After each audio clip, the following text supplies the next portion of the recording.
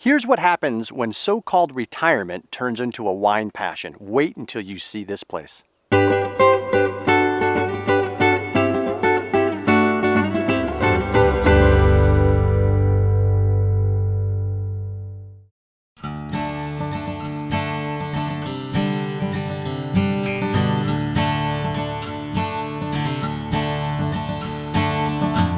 Well, Barry, I'm absolutely thrilled to be able to share this story, and thank you for having us out today.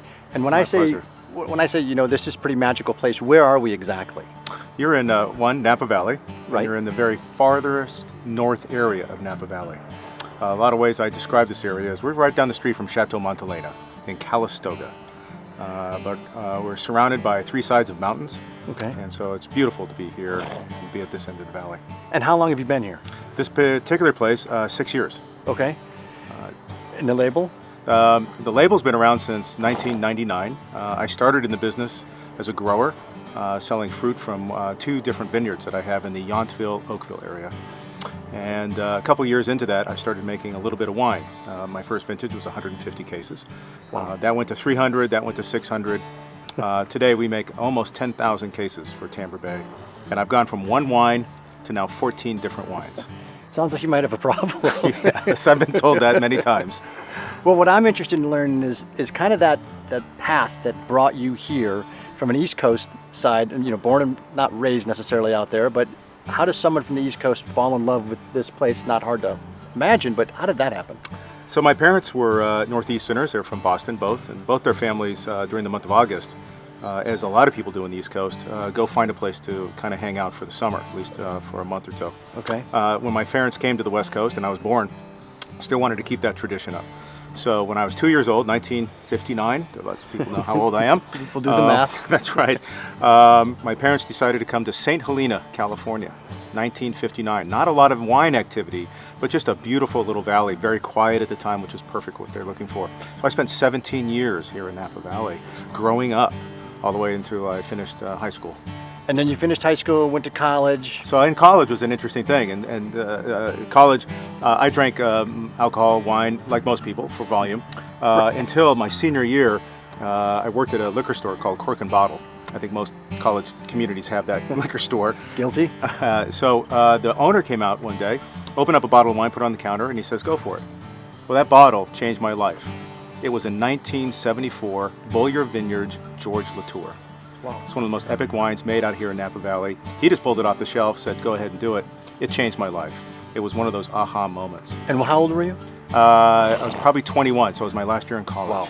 So I was pretty fortunate that. Now, I didn't drink any wine before that, right? Because I was just turning 21 Sure. in college. Right, exactly. But from that point, I was very interested in wine. My father asked me when I was 25 years old to build a wine cage. And I did that for him, and I built one for myself. So I started collecting wine. Started collecting Bordeaux wines when I was 30. But at the time, I was pursuing a career in corporate America in Silicon Valley. And so that kind of prohibited me to get into the business in any formal fashion. Right. Then But you could still use a lot of your wine knowledge in the business. Well, I would call myself, and other people as a professional consumer, Okay. where you learn as much as you can about it in the ways you can. Going to Napa Valley, Sure. reading Wine Spectators and all the different kind of magazines. So you can learn a lot as a consumer. And I was pretty high up on that department. And then you exit the tech side of things, and you decided, I'm going to now have the opportunity to live wherever I want to live. I did, and that's the decision process I made. A lot of people think about what their next job is or what next golf course they're going to play. I decided to make a lifestyle choice and decided to come up here in Napa Valley. I did a lot of research beyond where I stayed in St. Helena and chose the Yountville, Oakville area. I've enjoyed those wines out of there. I think it's one of the richest area for wine production. Right. And for the flavors that we can get out of the soils. So I purchased two different properties. Both have vineyards, one small, one big. Okay. And that kind of got me in the business. But at the time, I was only growing this for other wineries. So my first customers were Beringer, Franciscan, Domaine Chandon. Those were them. In 2001, I took a little bit of the fruit off the vines and made 150 cases of wine. Friends and family. Right. But that went so well. I made 300 the next year, 600 the next year, and I kind of found myself kind of being in the business. And were you Based upon your profile and the wine experience you had thus far, were you after a certain flavor profile, or were you after a certain typicity? Anything that was resonated with you? So I chose certainly Napa Valley, and through my parents, and my original bottle that was my epiphany was about Cabernet.